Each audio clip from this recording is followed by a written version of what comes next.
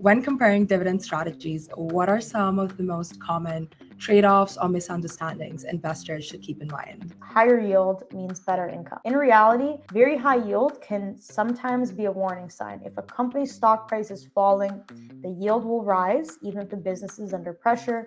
So chasing the highest yields without understanding the underlying fundamentals can lead investors into those yield traps. The second misconception is that dividends are free money or extra return. When a company pays a dividend, that cash is leaving the business and it's going to shareholders. Dividends are part of total return, but they're not a bonus layered on top of it. Investors should still focus on the overall picture, which is income plus growth. The third trade-off is income versus growth, where strategies with higher starting yields may be attractive for current cash flow, but they are sacrificing future growth if they're more concentrated or less exposed to companies with stronger earnings growth. Companies that are typically consistently paying a high yield, they're already very established businesses, they're higher quality businesses. They don't have as much growth potential as companies that just started paying a dividend and are planning on growing it over time. And on the flip side, a lower yielding dividend growth strategy is going to be producing less income today, but more total return in the long run.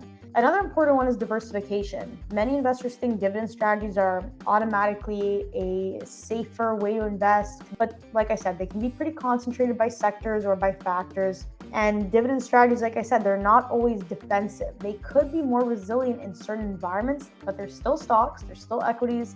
If there's a market sell-off, they can still go down. So overall, dividend strategies are definitely useful, but there's always a trade-off for whatever the benefit is.